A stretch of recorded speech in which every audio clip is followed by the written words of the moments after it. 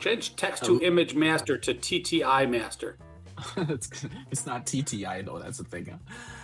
Hey, welcome Oh, everyone to Next Gen AI Tools episode 2. We're talking about Ideogram.ai today. It's gonna be a fun class. Yeah, change it. Get rid of the brackets around ideogram and put a colon after master.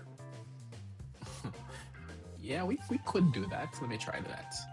But then we have 2 colons in the same sentence. Looks gonna look a little weird. It's all right. Lots of people have 2 colons. I don't know who you're hanging out with, AI Johnny. Come on, give me a second colon. Let me see.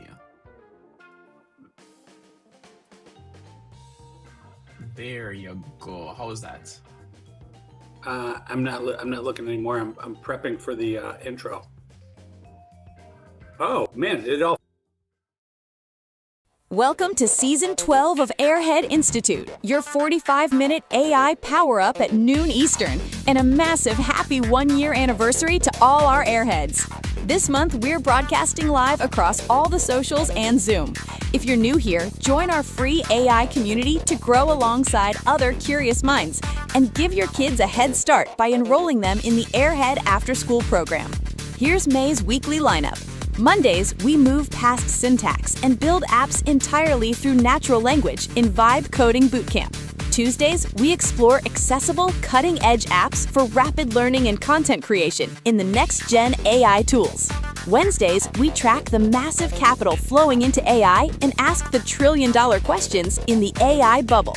Thursdays, we profile the famous CEOs driving the revolution and analyze their power in AI architects of the future. Fridays, we push the boundaries of physics to simulate the past and predict the future in AI time travel. We're making AI practical, powerful, and accessible for everyone. No tech background? No problem. Whether you're a student, professional, or lifelong learner, just show up. Guided by your hosts, AI Junior and AI Johnny, we're keeping it bold, brainy, and built for real-world impact. AI won't take your job, but someone who knows how to use AI will. Don't get left behind.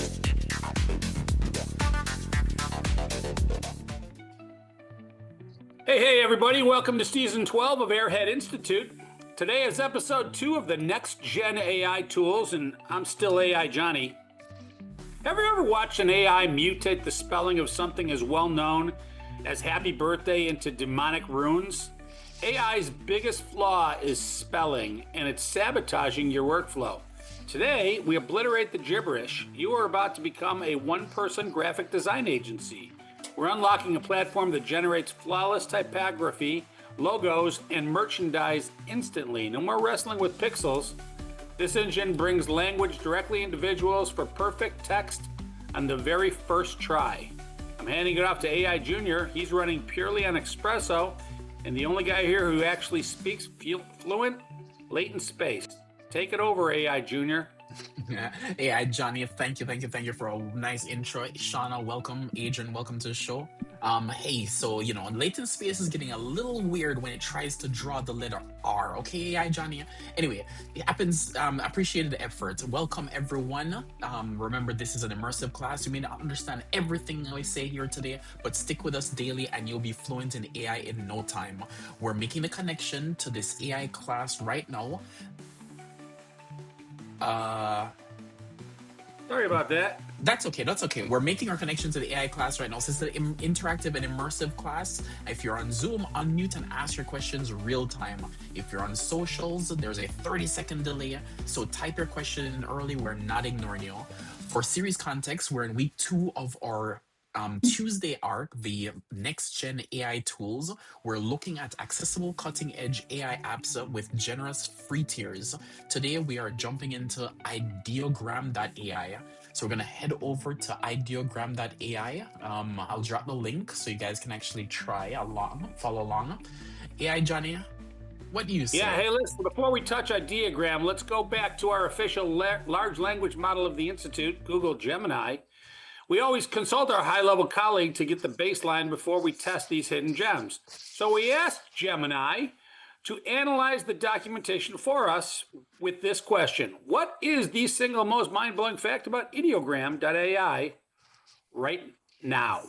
All right, so Gemini actually analyzed the platform and stated Ideogram solved the AI spelling crisis by developing proprietary text encoder that bridges language comprehension directly into the visual generation pipeline, allowing it to render complex typography and near perfect accuracy on the very first attempt. I see actually I see also people in the chat. Thank you, Afrin Malk, used for making logos. You're absolutely right. It's actually big on logos. We'll get into all those details later. Thanks for everybody for live streaming. All right, so AI Johnny, are you ready Well, to go ahead? yeah, well, it's about time that somebody made that claim and actually pulled it off. We've been waiting for about a year to get spelling correctly. Maybe if they can spell correctly on images, they can come up with another application, which is an image transcriber and pull text spelled correctly from an image into a transcription document. But I Yeah. digress. Yep. Let's see All if right. Gemini's right. Let's give it a whirl. All right, so let's actually go over. So if we actually go over to Ideogram, and I did drop it in the link in the Zoom chat. So if you guys are joining us for the first time, you want to follow along with the class, you can. Or if you just want to sit back during your lunch hour or whatever time zone you're watching this in, and just be able to just enjoy the class. All right, so AI Johnny, what we're gonna do is we're gonna actually design a vintage 1970s t-shirt. Is that good? Unless you want to throw something else in there. I was gonna say Airhead Institute on there, and we're gonna actually just try to get some nice, really cool spelling. Is that okay? Airhead Institute. There was no such thing as Airhead Institute in the 70s. It's got to say Fog Hat. You're probably right, yeah, Johnny. You're probably right. So yeah, so let's actually go ahead and load it up, and we're gonna explore models. Not going to be able to do this. All right. So you actually, when you load up Ideogram, you actually have your sidebar on the left. So on the left-hand side, you actually have all your little features and things that you can do. But the main thing that actually is important here is this prompt. And in the prompt, remember, you actually usually have some settings. So you want to pay attention to the settings first. So AI Johnny, how's the font size on that? Let me make that a little bit Font bigger. size is readable. Yep. All right, much better. All right, so I'm gonna accept their terms. And if you actually look here, they actually have some important things. So I want you guys to actually look here first, this tools thing, and it actually has the aspect ratio. So the aspect ratio is set currently to 1 to 1. What that means is that the horizontal width and the vertical width are exactly the same. It's 1 to 1 matching. You could actually click it and say, hey, you know what? I want the aspect ratio to be landscape, meaning that it's wider along the top and the bottom edges versus narrow on the left and right edges. So those are different type of aspect ratios. So you have, don't get confused by the numbers. You have 16:9, 16:10. It just means that it's actually in landscape mode, like you turn your phone horizontal, and in portrait mode, you turn your phone vertical, like for YouTube Shorts. Yeah, Johnny, hopefully that's a little bit clearer. Didn't actually lose anybody there. It's still as confusing as it was to me back in the day, right? What those should say is Facebook ad, Instagram video, and then it should just figure out those numbers in the background because I think it confuses people. But you did a good job of explaining the difference between portrait and landscape. You left out the fact that we're designing a square, which is neither, Yeah, right? yeah. What we can do is, so Afrin's actually asking a question. So let me actually bring Afrin's question in. And thank you, Afrin. So how to select the aspect ratio? So if you actually go on the actual tools menu, so if you see there's a little bit of let's call it a little tools icon or a settings icon. You click on that. Now, if you're actually on a bigger device, you're going to actually see a 1:1 or a little square aspect ratio here. So you can actually go ahead and change the aspect ratio directly. And your user interface or the UI is going to look a little bit different depending on what you're creating.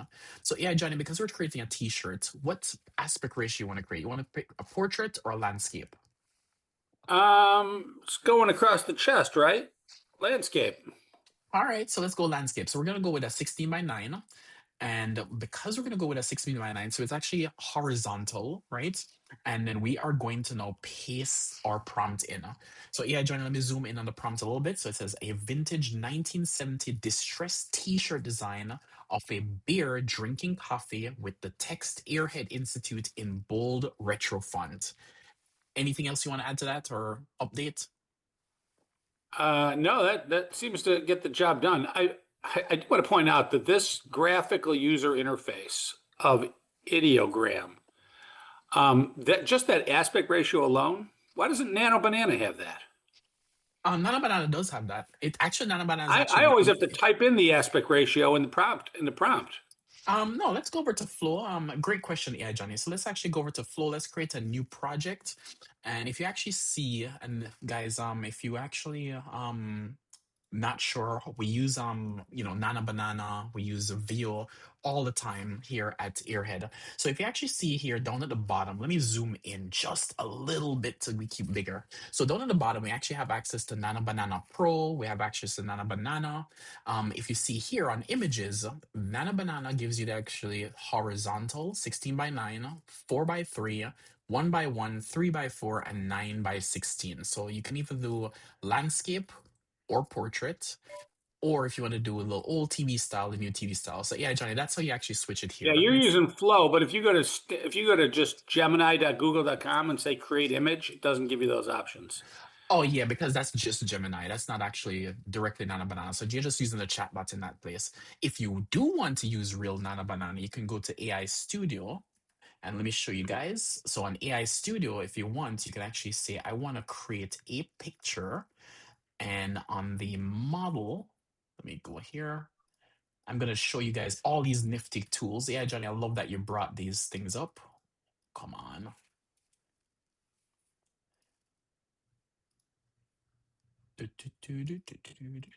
All right. So if you guys actually go to this link, this is one of the coolest thing AI Google actually has is their Google AI Studio, and it's a little playground, and you have the ability to build anything. So you can go here to image generation. It has all the models. So if you go to image generation itself, you can select Nana Banana 2, Nana Banana Pro. Let me make this a little bit bigger so you guys can see, and then you can say, hey, I want to pick Nana Banana 2. And then, because you're saying Nana Banana 2, you're actually using the real model here. So you can actually say, I want the format to be aspect ratio. I can say I want it to be 1 by 1, 9 by 16, 16 by 9, 3 by 4, 4 by 3. These will have all even way more, aspect ratios, 8 by 1, 1 by 8. So you have all these aspect ratios because you're actually using the real model directly behind the scenes, not behind some chatbot. Make sense, yeah, Johnny? It does, and you're selling me on using our paid plan with Flow or our or the Google Studio over Gemini, which is where I create almost all of my images. Yeah. And the So reason that I do that is because I'm already in there. So yeah. when I say create an image in Gemini, what's it? Isn't it using Nano Banana? Yeah, so let's first. This is a great question, AI Johnny. So I want to make sure at least everybody understands. So what happens is all the models that you actually have access to, you don't have access to them directly. So if you wanted to use, say, for example, a TTI or a text to image model, you're not actually using that model directly. You're actually going through some intermediary. So the intermediary that most people use is usually just a chat interface. That chat interface itself, say for example, is ChatGPT, or if it's Gemini, or if it's whatever it is. Now, because that chat interface is trying to be everything to everybody. So it doesn't want to overwhelm you with all the features and all the things in there because it's too confusing. So the chat interface just keeps it very, very, very, very simple.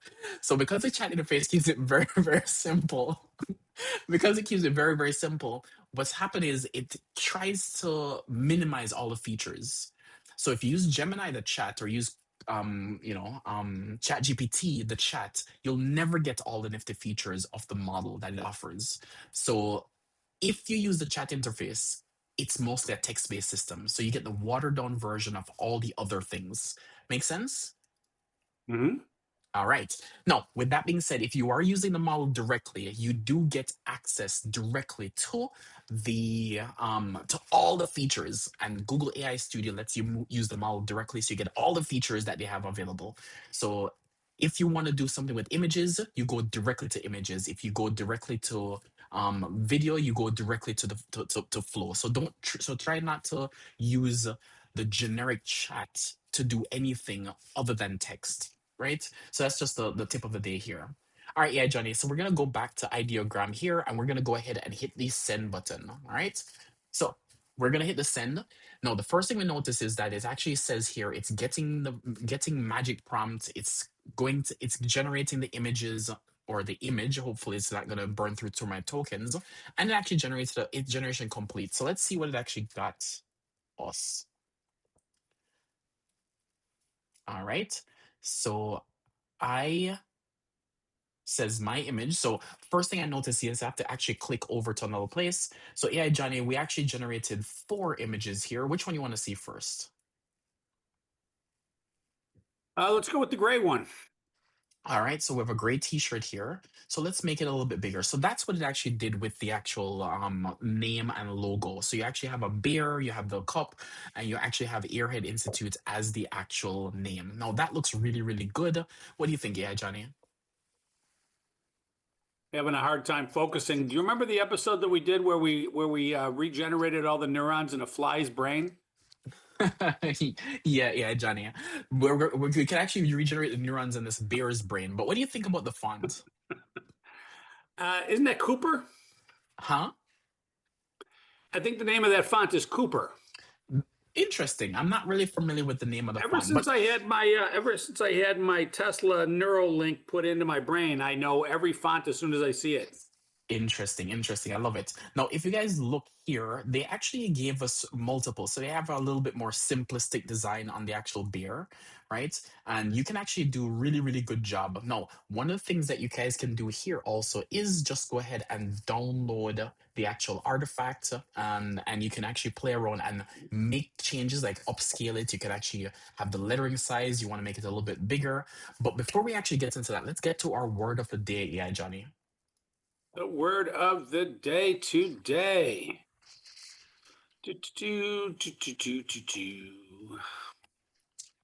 It's text encoder.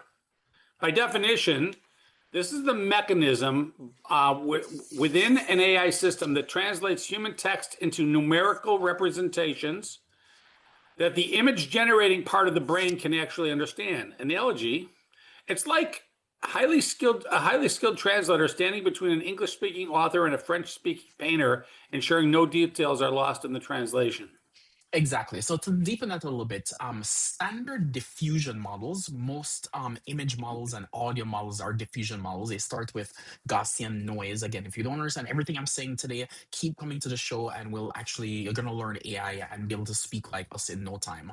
So they all use this diffusion model. So they start with just random noise and they fill in the details to make it clear and clearer. So, this is why they fail a lot. They fail at spelling because they actually try to fill in the details, and then what happened is those details itself just looks weird, like it's random noise that's left behind. That's what it's actually doing. So what Ideogram does is they specialize in text encoder that fundamentally understand that the letter A is a specific character that belongs to the next I in the when you're spelling AI or Airhead, whatever you want to actually spell, and it forces the output to respect human language structures. So what they do is they actually take the actual model and they actually train it a little bit because they're focused only on, say, for example, lettering, like say, for example, logos, or they're specific focusing on things that are signage because that's most important to them. I have a thought on text encoding. I remember you were telling me how the image models, they draw text like it's an image, and through, I guess, diffusion models. And I was having a hard time figuring out why they couldn't just get letters right. And it dawned on me, like, if I told you to just take out a piece of paper and a pen and remember somebody that we met, and I'd say draw them, or the chair you're sitting on right now, draw it on a piece of paper. What's drawn on the piece of paper wouldn't look like the chair that you're sitting on. But you would be able to say, no, that's it. That, because it's your recollection of it. So my guess is that when it's just visual understanding as opposed to actually understanding that text is made up of multiple components and you have to have each component, which is the letter, and they have to be coming in order. I can see where a visual thing would throw out a word misspelled, and you'd go, no, that's not how you spell it, and you go, yeah, that's it. I mean, it's pretty close. That's pretty much what I saw when it was spelled right. So that's what it is. And so I'm guessing that in order to get proper spelling, you have to step outside of that whole draw with your eyes, and you have to actually incorporate some new logic, right? Yeah, that's very, very, very close. Now keep in mind that the AI model is actually trained on say for example trying to clean up noise, right? So yeah, Johnny, you ever spilled some kind of liquid on the counter or on, and then you started to use your finger to write your name in the liquid, and you can see the letters, how it's actually trying to do. You can think of a diffusion model very similar to that concept. So where you're actually not spelling it, you're actually removing the actual pieces to put some gaps in place, or you're cleaning it up. So Mm. that's what you're really doing. So when it tries to do the letter A, and you try to say the letter A goes next to the letter I, the AI, the liquid itself, may not be very clear to transition from the A to the I, but hey, it says, you know what, that's as best I can do. That's the diffusion model, and that's how it actually works. So yeah, that's why the spelling sometimes come off a little bit bad. But these newer models iterate a lot more. And a little fun fact: Google's Gemini text to image model, Nana Banana, generates 3 images before giving you the final image.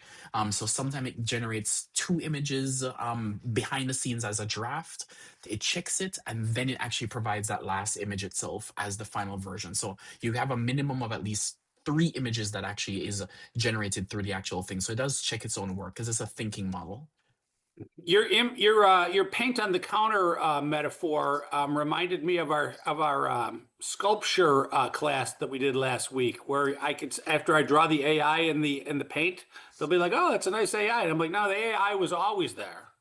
I just Yeah. removed the paint from where it was." You're exactly right, and that's definitely one of Adrian's actually examples of how Michelangelo actually did his David. All right, AI Johnny, let's actually get to the killer features of Ideogram. Well, here we go. Flawless typography. Obviously, its ability to render words correctly is a huge step in the right direction, whether it's neon signs, 3D bubble letters, graffiti. The output obeys your textual commands. Exactly, So exactly. let's just say you heard it here first. In 2026, Ideogram solves that problem. Definitely. It also has a magic prompt. So Ideogram has a built-in LLM that rewrites your basic prompt into a highly detailed descriptive paragraph to guarantee a better visual result before the image even generates. So that's one of the things that actually has AI Johnny. What about design templates? Design templates and aspect ratios. You have a precise control over the canvas size. Another big 2025 problem, making it incredibly easy to generate 9 by 16 wallpapers for your phone or 16 by 9 thumbnails for YouTube without having to crop and lose resolution. I'll tell you, brother, I was having this problem today. I Yeah. generated images using Flow or Gemini or whatever it is, and I tried to get it so that it would be a header image on a website. But websites are designed to be responsive, so they morph what they're going to do between like if it's on a phone versus on a device or on a laptop. And so on one device it looks really good, on another device the image was getting cropped. So I'm not sure if this aspect ratio solves the problem, because I need better than aspect ratios. I need mutating aspect ratios, but we'll get there. Maybe Yes. 2027. So I'll give you a little tip, and if anybody else is as a developer is actually struggling with these, they do have something in the HTML called source set. So a source set can actually take different aspect ratio files in your HTML and actually throw in and say, hey, for this particular screen size, I want to request this particular aspect ratio or size. For this particular aspect ratio, I want to actually request this particular image. So you can have the ability to provide multiple, depending on the size, multiple generated images. So you don't have to pick only one, and Yeah. yeah. So those are I solutions as well. refuse to do that, but in vibe code, I don't refuse to ask vibe code to do that. Definitely, It just seems like a lot to maintain 3 images for every one image. It's a pain just to get the one image. Yeah, so AI Johnny, just to let you know, there are 6 responsive sizes for breakpoints in CSS, right? And you have 6 not only break sizes, you have 2 orientations. So if you think about it, there's technically 12 different variations of images that you need to keep just for that one image. So keep in mind, there's a lot of things happen behind the scenes to make sure that your image looks great, no matter what device or what size or orientation you're actually looking at. All right, yeah, I see Johnny. you got your Neuralink fixed. Always, always, always. All right, yeah, Johnny. All this itself is really good, but what about the cons? Well, the long form text fails. While it's great at logos and short phrases, if you ask to write an entire paragraph or a poem on a poster, the tokens eventually break down and you will get gibberish again. Welcome back Yeah. to yesterday. Yeah, exactly. So the sad part is you can't actually get all the text that you want. It's just really highly concentrated on, because remember, there's something called attention mechanism, and if you don't remember what that means, I'll get into that later. But the attention mechanism can only focus on a few things at one point in time, so it's going to definitely hallucinate or forget all the other things you're talking about. Yeah, Johnny, what else do they have that it breaks on? Style overriding. In its efforts to make text perfectly readable, the model compromises on the artistic style you requested. It might prioritize the font over the vintage or distressed aesthetic. So you might get the right spelling, and now you're giving up something else. Yep. Right?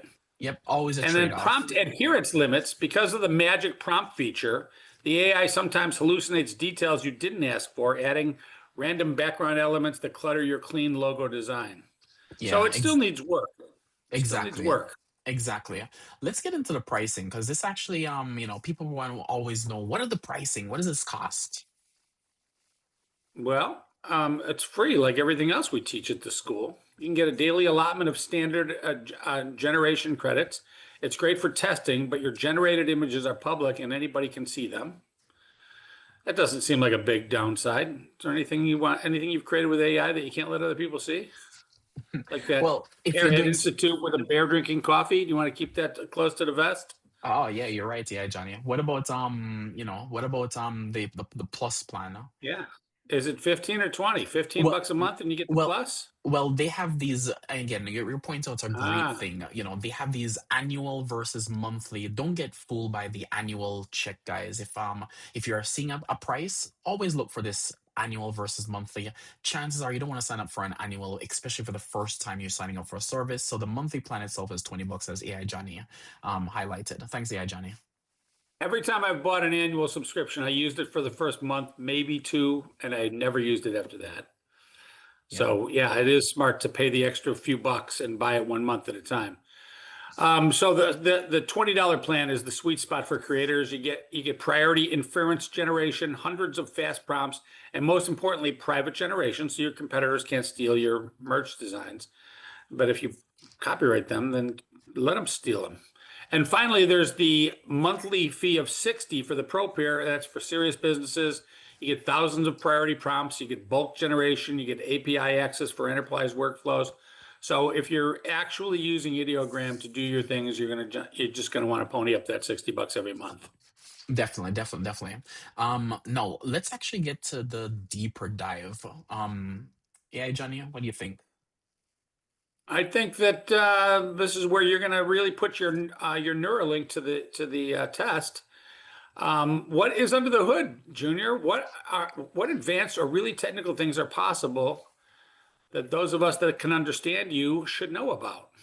Yeah. All right. So, guys, you might be asking the $1 million question here. Why would I use this over, say, for example, Nana Banana 2 or Nana Banana Pro? Because you could make the argument Nana Banana 2 spells almost perfectly. Nana Banana Pro, even better than Nana Banana 2. So, the question is, why is it that I would ever use this program? So, Ideogram uses a hybrid approach. So, what it does is it combines the advanced transformers that you actually have with ChatGPT, that's a T in GPT, with the diffusion models, right? So what they're doing is they've built their model specifically for text. Now, Nana Banana is a general purpose TTI model, which means that it's really good at generating all random kinds of images.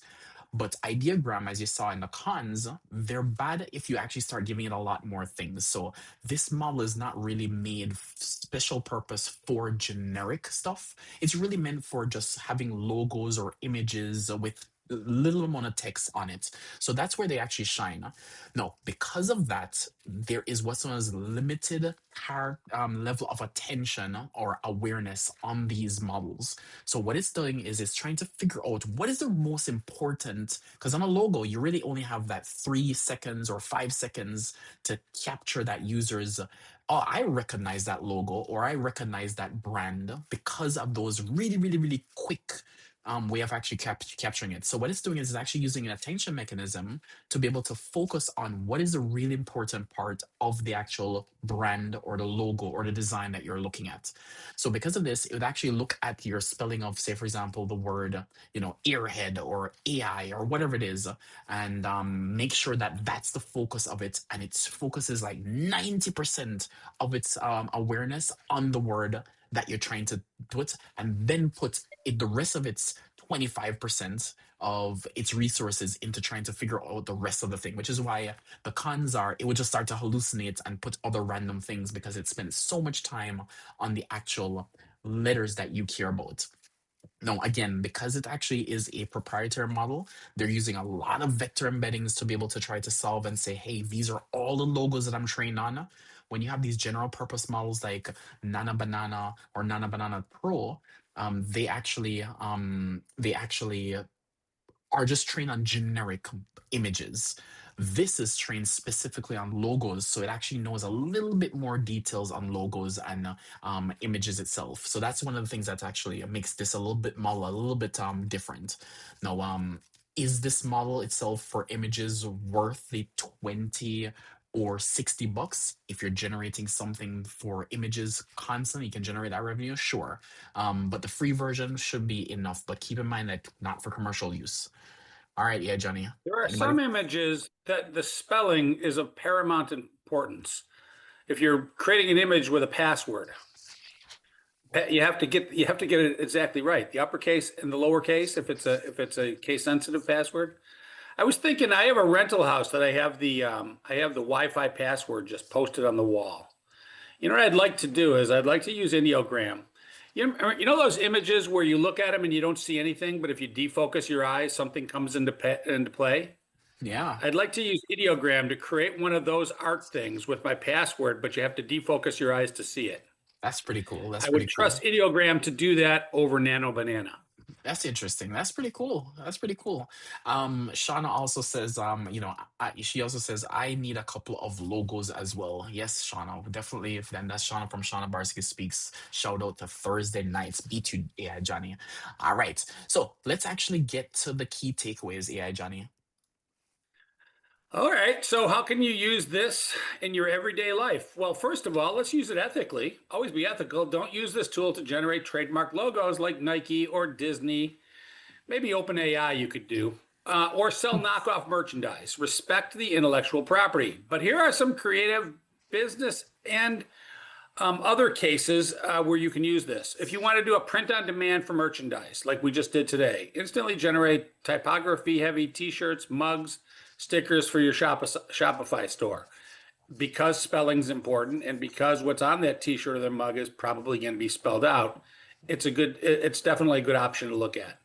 Marketing assets, creating highly engaging text integrated social media memes and advertisements that stop the scroll. So an alternate thing. And finally, Shauna, logo prototyping. Skip the expensive agency phrase and generate 50 different logo concepts with your brand name perfectly spelled out, or 66 different logos for each one of the books of the Bible. Shout out to Thursday night. Junior, what are some tech uses that we can use this for? All right, so on the text side, you can definitely generate a lot of placeholder app interfaces where the buttons actually have readable, context-accurate text on them. You can do things like huge data sets like text in a while, like fake street signs, or train optical character recognition models to be able to, recognize images and recognize your text in images. So going the reverse. You could also do font pairing. So you can actually use a tool that is computationally test how different computational conceptual fonts interact with 3D objects in a digital environment. So lots of interesting ways to be able to use text in images. Yeah, Johnny. Do we have any questions in the Zoom or the live stream? We're going to get to the Zoom first. I do see quite a few people in the actual live stream. But if there's any questions you guys actually have, let's go to Zoom first. And if any questions on the live stream, let's go to that. So any questions in the Zoom? Yeah, I got a great question from the streaming. So let me know when you're ready for it, because I'm surprised I didn't ask this question. Sure, go ahead. Design Hustler wants to know, he's a beginner, and he wants to know how he can get text to look like a specific font, like Helvetica. I'm surprised we didn't bring this up when I was talking about Cooper Black, Yeah. right? Like Um, if I had to write something in a specific font today, I wouldn't go to Nana, I wouldn't go to Ideogram, I would go to Word, where I could choose the font. Yeah, yeah. So you could just tell it, write this in, Helvetica, write it in cursive or write it in Arial or, Times New Roman. You can actually just say it and it will figure it. These are all thinking models. So they actually understand the concept of models. So yeah, if you want your Comic Sans serif to be in there, you can definitely get that in if that's a typography that you actually use. Great question. That's pretty cool. All right, you want another question? Sure.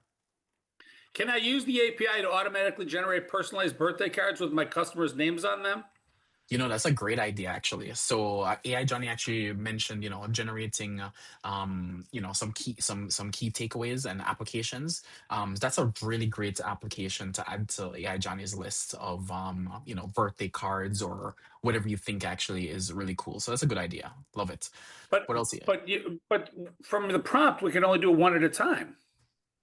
Yeah. So, happy birthday, AI Johnny. That's good enough. It might take you, might take you less than a minute to just change the name if you want. But if you're savvy enough, you can actually use the API to just go change the name and put your order in.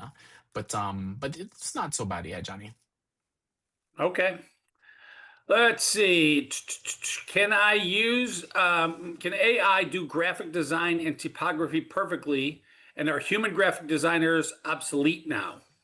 I You know, I I think Futurecaster asks this question at least once a week. I love that. Yeah. And he's right every time. He's right every time. I wouldn't put my kid in graphic design school today. Yeah, a lot of kids are actually going to school for graphic design and art. And, I'm not going to knock the arts. The arts are still a great piece of our society. But as you can see, AI is going to actually probably eat up most of those jobs. And because of that, the term starving artist probably is going to have a little bit stronger meaning in the future. So if you're going to be studying arts, make sure you pick up that as your second major or as a backup. If that's where you want to actually go, just keep that in mind. So Yeah, but you don't see a lot of today. You don't see a lot of people studying how to become a repair person for a rotary dial phone or a butter churn. They just don't exist anymore. You're right, yeah, Johnny. You're right. You're right. Again, people think that I'm going to sidetrack here for a second because this is a really important lesson to actually for people to hear. Is I always heard when I was growing up, what do you like to do, right? That's what you should do as your job. And I thought when I was growing up, that was actually great advice. And as I became an adult, I realized that was actually terrible advice, right? So you shouldn't actually try to figure out what you like to do, figure out what's marketable skills you have that you can make money in the time period you're actually born in. So some people may have an amazing gift of, say, for example, um, math. Sean, I see your hand up. I'll get to you in a second. So they may have amazing skill in math, but because math, you can apply that to a different job, say, for example, in the 1800s or in the 2000s, right? So very, very, very different applications. So just because you want to study math doesn't mean you should just go study math only and never apply the math to anything. So AI Johnny, I think you're the perfect example. You did a math degree, but you actually applied it because computers were there and you became a software engineer. So the point is, most people now say, oh, they love history, they go study history, but they never apply it to anything, right? You may be able to be a million things with that history degree. So the point is, find what you're good at and see how it applies and it's marketable in the time period that you actually graduate or exist in. So that's my little tip of the day. Yeah, Johnny. Anything to add to that? I tell myself that I like math because I got a math degree, but I only got a math degree because my high school math teachers told me I was good at math. And so I sort of embraced it. But I don't love math as much as I like water skiing. I But I love spent a it. lot of time doing math and math related stuff. In fact, my entire career. Robert Kiyosaki one time said something, and it's a bit of a sidebar, but he said, I don't do what I love. In fact, I spend a lot of time doing things that I hate to do so that I can get paid, so that I can buy assets that I love. And by assets that he loves, he's talking about cash flowing assets. So now Robert Kiyosaki doesn't work at all because he did stuff that he didn't want to do, like writing books was one of the things he said. He said, I hate writing books, but I like to write books because they generate a lot of money, and that money buys me a lot of real estate, and that real estate pays me money while I sleep. And I told you it was a sidebar. Yeah, yeah. No, that's good. That's good. That's a rich dad, poor dad We get to the offer. news. Yeah, Shauna had her hand up. So Shauna, go ahead. Hey, I just wanted to actually go back a little bit and just mention that when Johnny talked about going, I'm not sure if it's you or Johnny at this point in time. There's a few conversations back, but the whole point was about graphic artists losing their,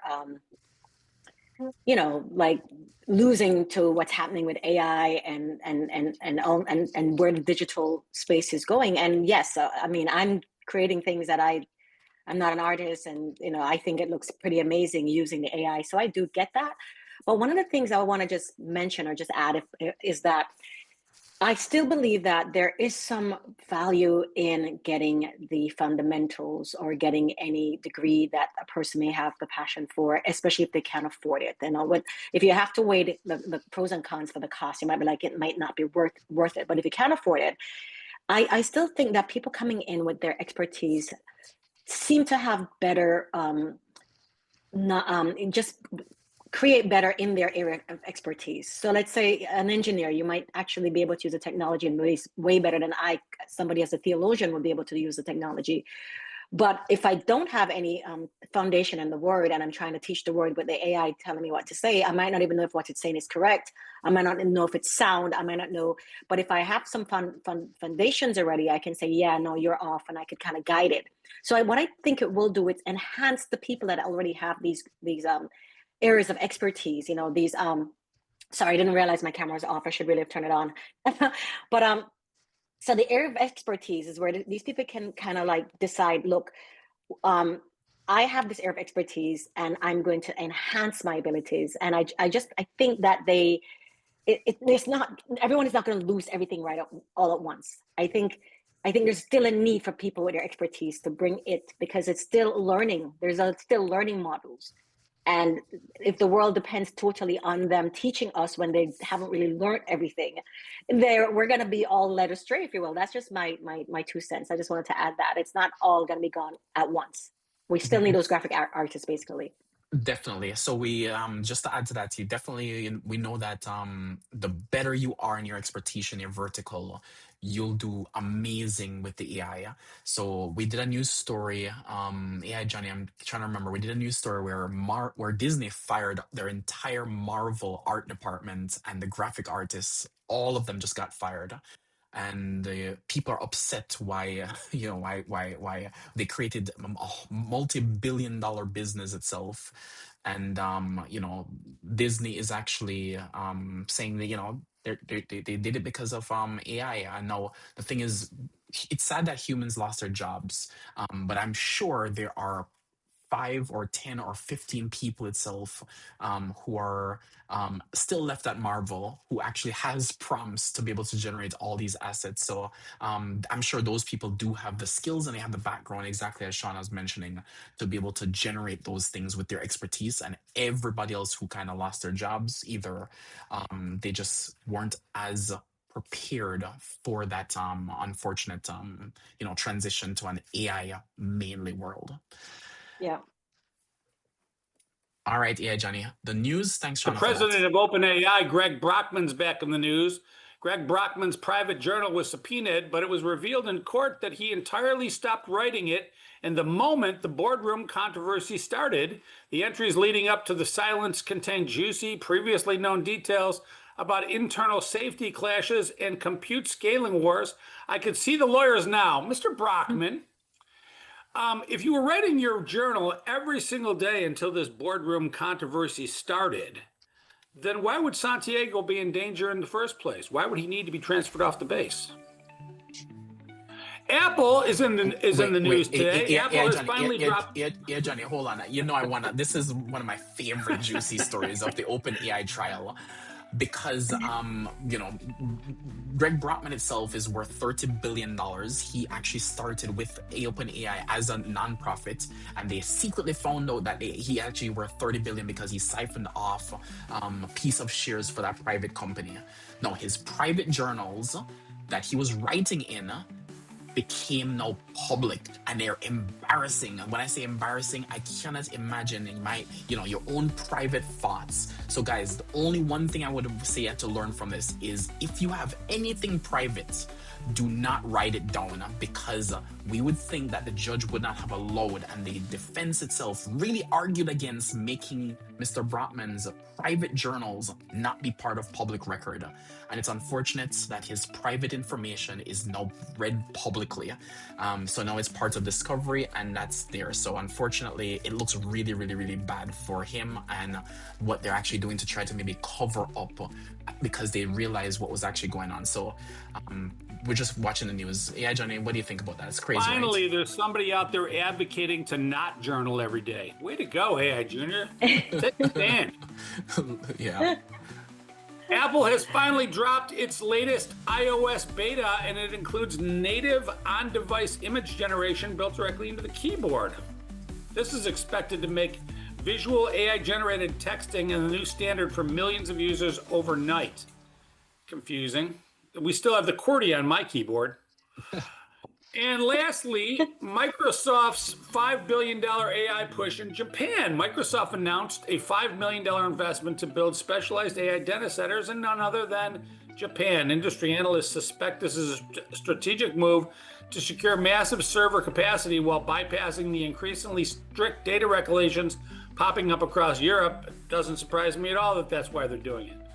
What a great show. I'm going to go down and I'm going to go into Ideogram and generate a cyberpunk themed coffee mug with my name on it and send it to the printer, because, as you know, one of my alter egos is a cyberpunk. To the team at Ideogram.ai. I know you're watching. Our students are hungry to master your tool. If you want to partner with us, we're right here. So join us tomorrow. The AI Bubble Wednesday series, we're looking at the startup graveyard where we'll live audit a bankrupted AI startup and show you how to clone their entire business in 3 minutes. You don't want to miss that. It sounds like my daily articles on LinkedIn. Junior, take us out, brother. All right, guys, thank you as always for hanging with us. These live classes are free, and you can ask questions, as you guys have seen and done in the live classes on Zoom anytime. Even on the live stream, there's a little bit of 30-second delay, but you can still ask questions. So since it's actually Tuesday, just a reminder that tomorrow, Wednesday, is Airhead office hours and Airhead after school from 3 to 5 p.m. Eastern time. If you're a pro member, we can't wait to actually see you and help you with your AI projects. And invite a friend by sharing this episode. Replays of this class are available on YouTube for a short period of time, so make sure to watch it before it's gone. Catch you guys in the next one. Bye. Thanks, guys. That wraps up today's AI Power Up. If you joined late or you're new here, welcome to Airhead Institute. This is your daily destination for mastering artificial intelligence. We designed this lineup for everyone, whether you're a technical pro looking to upskill or you just want to chill and learn something new on your lunch break, we've got you covered. Our classes evolve every single month, so you're always on the cutting edge. And the best part? It's totally free to join. Once you're in, you can get live tips on your AI projects in our AI office hours and even enroll your kids in our Airhead after-school program. Scan the QR code to join the community right now and make sure to like and subscribe at Airhead Institute on all socials. Guided by your hosts AI Junior and AI Johnny, we're here to help you win. Remember, AI won't take your job, but someone who knows how to use AI will. Don't get left behind. We'll see you next class. Bring a friend.